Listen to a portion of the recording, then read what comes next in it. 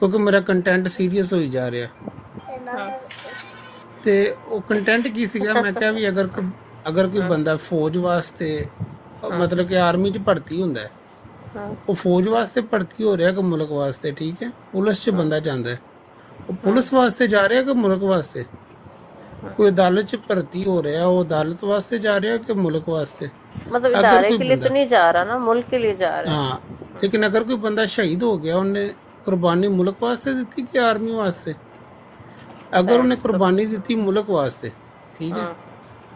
ਤੇ ਉਹਦੀ ਕੁਰਬਾਨੀ ਤੋਂ ਬਾਅਦ ਮੁਲਕ ਦੇ ਵਿੱਚ ਅਗਰ ਚੇਂਜ ਕੁਝ ਨਹੀਂ ਹੋਇਆ, ਤੇ ਫਿਰ ਉਹ ਸਰ waste ਹੋ ਉਹਦੇ ਜਿਹੜੇ ਘਰ ਦੇ ਆ ਜਾਂ ਦੋਸਤ ਹੈ ਜਾਂ ਜਿਨ੍ਹਾਂ ਨੇ ਉਹਦੀ ਕੁਰਬਾਨੀ ਦੇ ਉੱਤੇ ਆਂਸੂ ਬਹਾਏ ਆ ਟੀਵੀ ਦੇਖ ਕੇ, ਉਹ ਬੰਦਾ ਉਹਦੇ ਪਿਆਰ ਦੇ ਵਿੱਚ ਬਾਹਰ ਨਿਕਲ ਰਿਹਾ ਵੀ ਇਹਦਾ ਤੁਸੀਂ ਖੂਨ ਦਾ ਕੀ ਕੀਤਾ ਜੇ, ਮੁਲਕ ਦਾ ਹਾਲਾਤ ਕੀ ਹੈ, ਤੁਹਾਡੇ ਬਾਰਡਰ ਸੇਫ ਆ ਤੇ ਲੋਕ ਮੁਲਕ ਦੇ ਅੰਦਰ ਮਰ ਰਹੇ ਜੀ, ਬਾਰਡਰ ਤੇ ਆਰਮੀ ਖੜੀ ਹੈ ਲੇਕਿਨ ਲੋਕ ਤੇ ਮਰ ਰਹੇ ਨਾ ਭੁੱਖ ਨਾਲ, एग्जैक्टली। ਚੋਰੀ ਚਕਾਰੀ ਨਾਲ, ਤੇ ਬਦਲਿਆ ਕੀ ਜੇ?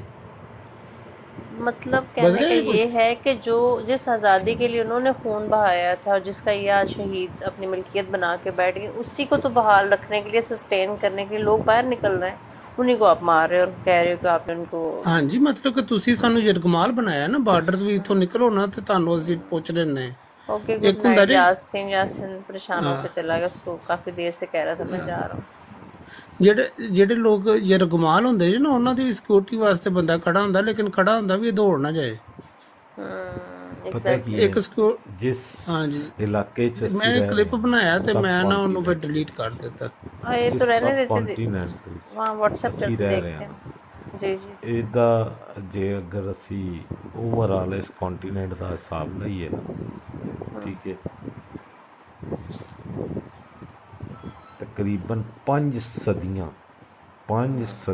1600 ਤੋਂ ਲੈ ਕੇ ਅੱਜ 2000 ਹੈ, ਠੀਕ ਹੈ ਜੀ। ਇਹ ਇਲਾਕਾ ਕਲੋਨੀਆਂ ਹੀ ਰਿਹਾ ਹੈ, ਨਾਕੂਮ ਹੀ ਰਿਹਾ ਹੈ। बिल्कुल। ਇਹ ਕਿਸੇ ਨਾ ਕਿਸੇ ਦੇ ਤਸੱਲਤ ਵਿੱਚ ਹੀ ਰਹੇ ਨੇ, ਔਰ ਸਭ ਤੋਂ ਜ਼ਿਆਦਾ ਜਿਹੜਾ ਬਰਤਾਨੀਆ ਦੇ ਅੰਡਰ ਹੀ ਰਹੇ। मेरे ख्याल में खुरम भाई, अफ्रीका का भी यही हाल है, वहाँ क्या हो रहा है? ਅਜ਼ਰ ਅਫਰੀਕਾ ਸਾਹਿਬ, ਵੀ ਵਹੀ। ਇਹ ਜਿਹੜੇ ਲੋਕਾਂ ਨੇ ਸਾਨੂੰ ਯਰਗਮਾਲ ਰੱਖਿਆ ਸੀ ਨਾ ਗੋਰਿਆਂ ਦੇ ਦੌਰ 'ਚ, ਮੈਂ ਤੁਹਾਨੂੰ ਥੋੜਾ ਸਕੈਚ ਦੱਸਦਾ ਜੇ ਵੀ ਉਸ ਹਿਸਾਬ ਨਾਲ ਸਾਬਤ ਕਰਾਂਗਾ ਵੀ ਅੱਜ ਦੇ ਦੌਰ 'ਚ ਵੀ ਉਹੀ ਆ ਸੀ ਪਾਕਿਸਤਾਨ ਦੇ ਵਿੱਚ। ਉਸ ਦੌਰ ਦੇ ਵਿੱਚ ਨਾ ਜਿਹੜੇ ਵੱਡੀਆਂ ਫੈਮਲੀਆਂ ਸੀ ਨਾ, ਮੁਗਲ ਦੀਆਂ ਤੇ ਦੂਜੇ ਜਿਹੜੇ ਸੀ ਸਿੱਖਾਂ ਦੇ ਵੱਡੇ, ਉਹਨਾਂ ਨੂੰ ਸਿਕਿਉਰ ਕਰਨ ਵਾਸਤੇ ਨਾ ਕਿਲੇ ਬਣਾਏ ਜਾਂਦੇ ਸੀ ਚਾਰ ਦੀਵਾਰੀ ਕਰਕੇ, ਠੀਕ ਹੈ। ਜਿੰਨੇ ਗਰੀਬ ਗੁਰਬਾ ਸੀ ਨਾ, ਉਹਨਾਂ ਨੂੰ ਬਾਹਰ ਰੱਖਿਆ ਜਾਂਦਾ ਸੀ, ਠੀਕ ਹੈ। ਤੁਸੀਂ ਅੱਜ ਪਾਕਿਸਤਾਨ ਚਲੇ ਜਾਓ ਸਰ, ਸਾਰੀਆਂ ਸੁਸਾਇਟੀਆਂ ਜਿਹੜੀਆਂ ਜੇ ਨਾ, ਤੁਸੀਂ ਸੁਸਾਇਟੀ ਨਾ ਕਹੋ ਸਰ, ਉਹ ਕਿਲੇ ਜੇ गेटेड है ਸਾਰੇ। ਹਾਂਜੀ, ਸਾਰਿਆਂ ਦੀਆਂ ਚਾਰ ਦੀਵਾਰੀਆਂ ਜੇ, ਅੰਦਰ ਪੈਸੇ ਵਾਲੇ ਜੇ, ਭੁੱਖੇ ਨੰਗੇ ਸਾਰੇ ਬਾਹਰ ਜੇ। ऐसे ही है। ਤੁਹਾਡੀ ਡਿਵੈਲਪਮੈਂਟ ਕਿੱਦਾਂ ਹੋਏਗੀ ਜਦੋਂ ਗਟਰ ਦਾ ਪਾਣੀ ਅੰਦਰ ਨਹੀਂ ਜਾਏਗਾ? ਤੇ ਉਹਨਾਂ ਨੂੰ ਕੀ ਫਰਕ ਪੈਂਦਾ ਜੇ ਬਾਹਰ ਕੀ ਹੋ ਰਿਹਾ?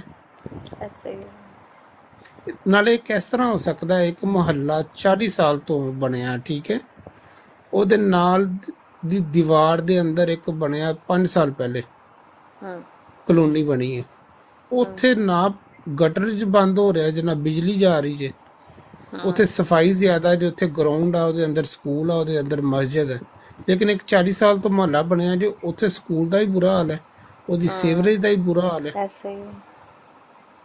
ਉੱਥੋਂ ਲੋਕ ਗੱਡੀਆਂ 'ਚੋਂ ਨਿਕਲ ਰਹੇ ਜੇ, ਬਾਹਰ ਲੋਕਾਂ ਕੋਲ साइकिल नहीं हैगा। अच्छा भाई, ये बात बिल्कुल ठीक है। डिस्क्रिमिनेशन वाकई ये वाली तो है, ये तो हम भी देखते आए बचपन से कि जो वर्ल्ड कम्युनिटी है, जैसे मलिर कैंट हो गया हमारा, या सदर कैंट है, लाहौर कैंट, जगह जगह जहाँ भी कैंट एरिया है, बहरिया है, इसके अंदर ऐसे दुनिया है जैसे हम यूके में रह रहे हैं। हाँ, बाहर उनको जाए फर्क तो पड़ता है। हाँ, कोई उनको फर्क ही नहीं पड़ता। वाकई सही कह रहा है। और यहाँ पे देखिए, मैं देखती हूँ महल ऐसे मेन रोड पे, ठीक है, महल पैलेस, और सामने से लोग गुजर रहे हैं, आगे पीछे कोई गार्ड नहीं, कोई अलग से सोसाइटी नहीं, वर्ल्ड कम्युनिटी, बस गेट लगे हुए हैं इनके।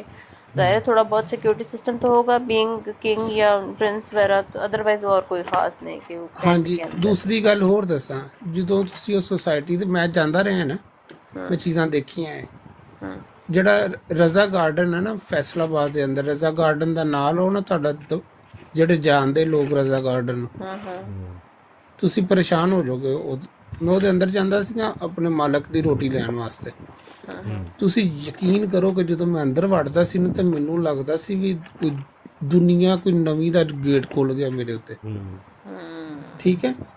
ਦੂਸਰਾ, ਅਗਰ ਕੋਈ ਬੰਦਾ ਸਾਈਕਲ ਦੇ ਅੰਦਰ ਜਾ ਰਿਹਾ ਜੇ, ਮੋਢੇ ਤੇ ਸਾਫਾ ਰੱਖਿਆ ਜੇ, ਉਹਨੂੰ ਪੁੱਛ ਰਿਹਾ ਜੀ ਕਿੱਥੇ ਜਾਣਾ ਹੈ, ਠੀਕ ਹੈ, ਫਿਰ ਉਹਨੇ ਇੰਟਰਕੌਮ ਦੇ ਅੰਦਰ ਪੁੱਛਣਾ ਜੀ ਇਹ ਫਲਾਨਾ ਬੰਦਾ ਆਇਆ ਜੇ, ਠੀਕ ਹੈ, ਉਹਨੇ ਕਹਿਣਾ ਜੀ ਹਾਂਜੀ ਆਇਆ ਜੇ, ਅੰਦਰ ਭੇਜ ਦਿਓ। ਇੱਕ ਬੰਦਾ ਗੱਡੀ ਦੇ ਵਿੱਚ ਆ ਰਿਹਾ ਜੇ, ਸ਼ੀਸ਼ਾ ਉਹਨੇ ਥੱਲੇ ਨਹੀਂ ਕੀਤਾ ਤੇ ਬੰਦੇ ਨੂੰ ਕਹਿਣਾ, ਉਹਨੇ ਸਲੂਟ ਮਾਰਨਾ ਹੀ ਨਾਲੇ, ਉਹਨੇ ਕਹਿਣਾ ਜੀ ਜਾਓ ਜੀ। ਮਤਲਬ ਕਿ ਤੁਸੀਂ ਇਹਨਾਂ ਦੇ ਇਲਾਕੇ ਵਿੱਚ ਵੜ ਵੀ ਨਹੀਂ ਸਕਦੇ। ਕੂੜਾ ਚੱਕਣ ਵਾਲਾ ਜਿਹੜਾ ਬੰਦਾ ਜੇ, ਉਹਨੂੰ ਵੀ ਪੁੱਛ ਕੇ ਵੜਨਾ, ਜਦੋਂ ਉਹਨੇ ਬਾਹਰ ਨਿਕਲਣਾ ਉਹਦਾ ਸਮਾਨ ਚੈੱਕ ਹੁੰਦਾ ਜੇ, ਕਿਸੇ ਦੀ ਕੋਈ ਸ਼ਾਇਦ ਨਹੀਂ ਚੱਕ ਲਿਆਂਦੀ। ਇਹ ਜਿਹੜੀਆਂ ਚੀਜ਼ਾਂ ਨਾ, ਇਹਦੇ ਵਿੱਚ ਇਹ ਪੈਸੇ ਵਾਲਿਆਂ ਦਾ ਕਸੂਰ ਕੋਈ ਨਹੀਂ ਜੇ। ਸਾਡੇ ਗਰੀਬ ਲੋਕ ਜਿਨ੍ਹਾਂ ਨੇ ਆਵਾਜ਼ ਉਠਾਉਣੀ ਸੀ ਨਾ, ਆਵਾਜ਼ ਉਠਾਈ ਜਾਂਦੀ ਜੇ ਜਦੋਂ ਤੁਸੀਂ ਕਾਨੂੰਨ ਨੂੰ ਜਾਣਦੇ ਜੇ। ਠੀਕ ਹੈ।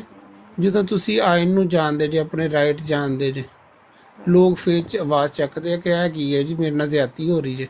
ਜਦੋਂ ਇੱਕ ਚੀਜ਼ ਹੈ, ਤੁਸੀਂ ਚਾਰ ਦੀਵਾਰੀ ਕੀਤੀ ਹੈ ਸਰ, ਨਾਰਮਲੀ ਇਲੀਗਲ ਹੈ। ਤੁਸੀਂ ਚਾਰ ਦੀਵਾਰੀ ਨਹੀਂ ਕਰ ਸਕਦੇ, ਕਿਤੇ ਵੀ ਰਹੋ, ਆਪਣੇ ਮਕਾਨ ਦੀ ਕਰੋ, ਲੇਕਿਨ ਤੁਸੀਂ ਇੱਕ ਪੂਰੀ सोसाइटी ਨੂੰ ਨਹੀਂ ਚਾਰ ਦੀਵਾਰੀ ਕਰ ਸਕਦੇ। ਇਹ ਕੋਈ ਆਰਮੀ ਦਾ ਕੋਈ ਬੰकर नहीं है अंदर। हम वैसे देखें ना, कॉलोनियल सिस्टम से इतना तंग है, हम कह रहे हैं कि क्यों बनाएगी, तो हम अपने अंदर जो कॉलोनीज बना के बैठ गए। ਸਰ ਜਿਹੜੇ ਲੋਕ ਹੈ ਕਹਿੰਦੇ ਆ ਕਿ ਅਸੀਂ ਇਹ ਖਤਮ ਕਰਾਂਗੇ, ਕਿੱਦਾਂ ਖਤਮ ਕਰਨਗੇ, ਤੇ ਆਪ ਉਸ ਚਾਰ ਦੀਵਾਰੀ ਚੋਂ ਨਿਕਲ ਕੇ ਬਾਹਰ ਆਉਂਦੇ ਆ। हम चाहते ही नहीं। मैं सच्ची बात बताऊं ना, मैं अब मलीर कैंट में रहते हैं तो वहाँ गेटेड है, हमें डर लगता बाहर, मैं तो नहीं बाहर रह सकती, मुझे खौफ आता है। मैं मलीर क्योंकि आप लोग जो है ना, ये अमीर लोग उसके अंदर जाना कितना मुश्किल है बताएं। हमारे मेहमान आते हैं ना, उनको लेने जाना पड़ता है, आने नहीं देते जब तक हम पूरी उनको बताएं ना। इस मैं आपको बताता हूँ ना, मलीर कैंट में सारे क्योंकि एयरफोर्स और वो सारी आर्मी के ऑफिसर्स हैं, ज़्यादातर एयरफोर्स है। और बाकी उसके साथ ये है कि इतना एहसास इलाका है कि साथ एयरपोर्ट भी है। बिल्कुल साथ एयरपोर्ट है, बिल्कुल, और सामने मॉडल कॉलोनी है और वो सारा। तो उसके बाद आपकी पाकिस्तान की सबसे बड़ी प्रेस है वहाँ पे, मलीर जुई चौक से आप इंटर होते हैं, वहाँ से स्टार्ट होती है। ऐसा ही है, बिल्कुल ठीक है। तो कहने का मकसद ये है लेकिन ये सारे भाई वाकई मुझे उससे बाहर खौफ आता है। हम ना स्कूलों में जाते, ना शॉपिंग करने जाते, डर लगता है बाहर फायरिंग हो जाएगी, अंदर सेफ है। मेरा दोस्त था, वो ना कोठी में रहता था, ठीक है, वो हमारे अंदर जब मोहल्ले में आता था ना खेलने के लिए, तो वो हमारे लिए एलियन है और हम उसके लिए एलियन है। वाकई बिल्कुल सही कहा। ठीक है। और वो हमसे डरता था कि ये लोग चोर हैं, ये लोग लड़ाइयाँ करते हैं। बिल्कुल सही कहा। मैं पाकिस्तान से बाहर आके अपनों से मिली हूँ, पाकिस्तानियों से सही से जो मैंने मिली हूँ ना, यहाँ लोगों को मिलती हूँ, वहाँ तो इतना मिली, डर ही बहुत होता था कि चोर है बाहर, लोग जो है वो मतलब ज्यादा क्रिमिनल है। ਤੁਸੀਂ ਅਮੀਰ ਬੰਦੇ ਆ ਨਾ, ਇਹ ਤਾਂ ਨਹੀਂ, ਮਤਲਬ ਮਿਡਲ ਕਲਾਸ ਇਹਨਾਂ ਦੇ ਕੋਈ ਵੱਡੀ ਪੋਸਟ ਤੇ ਬੈਠਾ ਜੇ ਨਾ, ਬਿਲਕੁਲ ਕੋਈ ਚੋਰੀ ਹੋਏਗੀ ਪਹਿਲੇ ਉਹਨੂੰ ਕਹਿਣਗੇ ਵੀ ਇਹ ਚੋਰ ਜੇ, ਇਹਦੇ ਘਰ ਖਾਣ ਨੂੰ ਨਹੀਂ ਹੈ, ਸਿਰਫ ਐਸ ਬੇਸ ਤੇ ਚੋਰ ਜੇ। सबसे पहला मासी पे जाता है। मैं फैक्ट्री की काम से कोई इधर उधर चीज हो जाए ना, पहले बेचारी उसकी शामत आती होती है। उस्मान फ्लोर मिल है, मैं ਉਹਨਾਂ ਦੇ ਨਾਲ ਕੰਮ ਕੀਤਾ ਹੈ ਨਾ, ਉਹ ਜਦੋਂ ਕੋਈ चोरी चिकारी ये फ्लोर मिल है, ये उस्मान जिसकी बात कर रहे हैं। अच्छा हाँ जी, मैं क्या मशहूर फ्लोर मिल है।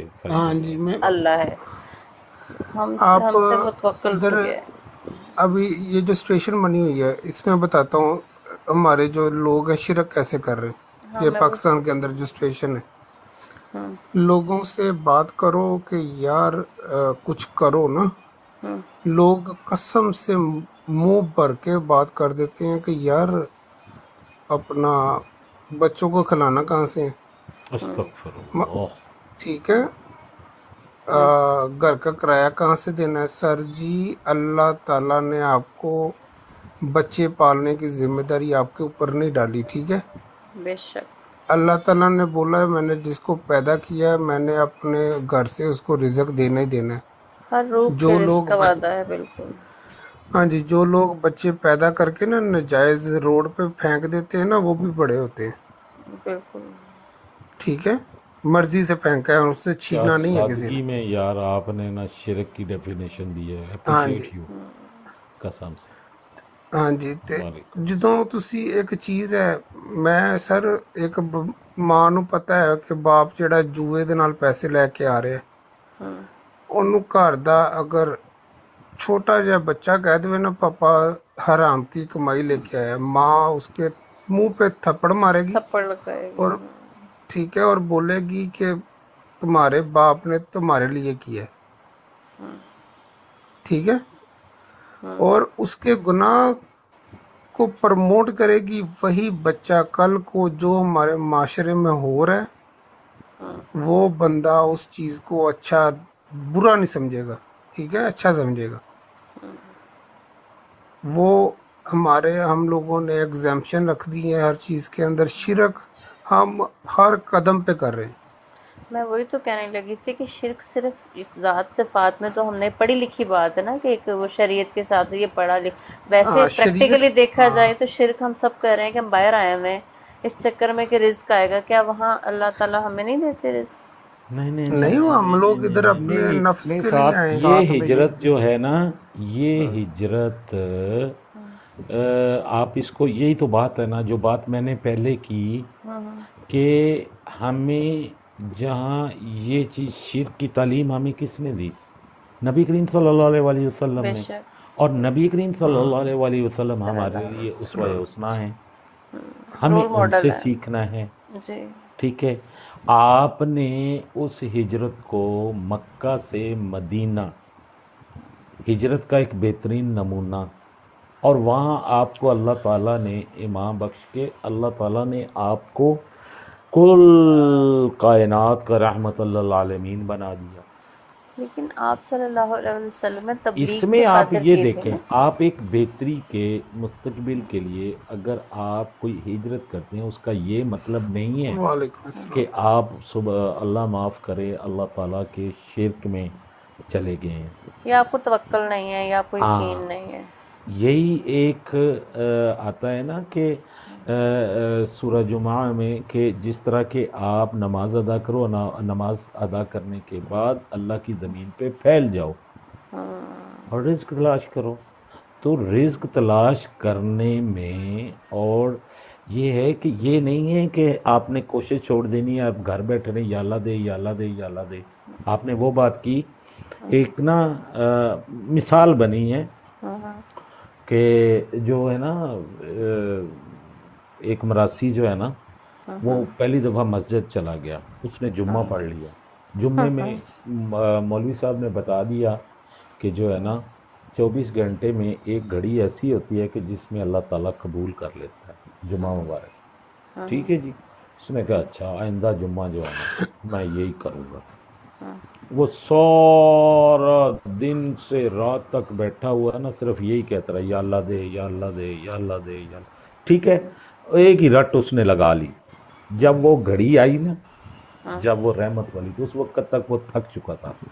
एक एग्जाम्पल दे रहा हूँ, ठीक है, अल्लाह ताला माफ़ करे। तो वो उस वक्त जो है ना, उसने अच्छा यार अल्लाह नहीं देना ना तो अगले भी ले ले, वो अगले भी टा दे, वो जो छत जाती धड़म नीचे हर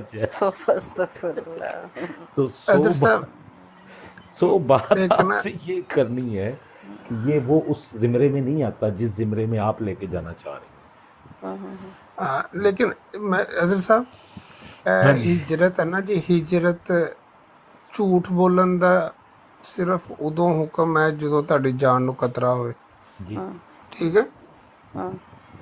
अगर मैं गलत हाँ तो सही कर दियो। दूसरा अपनी जान बचाने वास्ते तुसी झूठ बोल सकते हो, ठीक है। दूसरा ये जान नहीं कि तुसी किधर लाख रुपया देना ते अपनी जान छुड़ाने लई। ਫਿਰ ਸਰ ਹਿਜਰਤ ਜਿਹੜੀ ਸੀ ਨਾ ਜੀ, ਹਿਜਰਤ ਸੀਗੀ ਜਦੋਂ ਤੁਹਾਡੀ ਜਾਨ ਮਾਲ ਤੁਹਾਡੇ ਦੀਨ ਦੇ ਉੱਤੇ ਤੁਸੀਂ ਅਮਲ ਨਾ ਕਰ ਸਕੋ, ਤੇ ਉਦੋਂ ਤੁਹਾਨੂੰ ਹੁਕਮ ਸੀਗਾ ਹਿਜਰਤ ਦਾ, ਠੀਕ ਹੈ। ਜਿਹੜੀ ਸੀ ਨਾ ਪੈਸਾ, ਸਰ ਪੈਸੇ ਨੂੰ ਹਿਜਰਤ ਨਹੀਂ ਸੀ ਕਿਹਾ, ਪੈਸੇ ਨੂੰ ਤਜਾਰਤ ਕਿਹਾ ਸੀ। ਸਾਡੇ ਨਬੀ ਪਾਕ ਸੱਲੱਲਾਹੁ ਅਲੈਹਿ ਵਸੱਲਮ ਹਿਜਰਤ ਕਰਕੇ ਬਿਜ਼ਨਸ ਨਹੀਂ ਸੀ ਕਰਦੇ, ਤਜਾਰਤ ਕਰਦੇ ਸੀ ਉਹ, ਠੀਕ ਹੈ। ਤਜਾਰਤ ਦਾ ਲਫ਼ਜ਼ ਯੂਜ਼ ਇਸਤੇਮਾਲ ਹੋਇਆ, ਲੇਕਿਨ ਸਾਡੇ ਲੋਕ ਨਾ ਆਪਣੇ ਅਮਲ ਨੂੰ ਸਹੀ ਸਾਬਤ ਕਰਨ ਲਈ ਨਾ, ਅੱਲਾ ਮਾਫੀ ਦੇਵੇ, ਹਦੀਸਾਂ ਨੂੰ ਵਿੱਚ ਲੈ ਜਾਂਦੇ ਜੀ। ਹਦੀਸ ਜਿਹੜੀ ਹੈ ਨਾ ਜੀ, ਉਹਦੀ ਹਰ ਜਗ੍ਹਾ ਦੇ ਉੱਤੇ ਆਪਣੇ ਮਕਸਦ ਵਾਸਤੇ ਨਹੀਂ ਫਿੱਟ ਕਰ ਸਕਦੇ ਤੁਸੀਂ। ਅਸੀਂ ਜਿਹੜਾ ਇੱਥੇ ਬਾਹਰ ਆਏ ਨਾ, ਅਸੀਂ ਹਿਜਰਤ ਕੀਤੀ, ਸਾਡੀ ਉੱਥੇ ਜਾਣ ਨੂੰ ਖਤਰਾ ਸੀ, ਅਸੀਂ ਕੋਈ ਨਮਾਜ਼ ਪੜ੍ਹਨ ਤੋਂ ਆਵਾਜ਼ਾਰ ਸੀ, ਸਾਨੂੰ ਅਜ਼ਾਨ ਨਹੀਂ ਸੀ ਸੁਣਦੀ ਲੱਕੀ ਭਾਈ। ਹਾਂਜੀ, ਇਹ ਨੀਚੇ ਇੱਕ ਆਈਡੀ ਹੈ, ਮੈਂ ਜਿਹਨੂੰ ਕਾਲ ਲਿਖਿਆ, ਇਹਨਾਂ ਨੂੰ ਲੈਣਾ ਉੱਪਰ जरा। अच्छा, एक और बात, वो जो कह रहे हैं नीचे कोई हिंदी नेम लिखा हुआ है जिनका, हाँ जी वही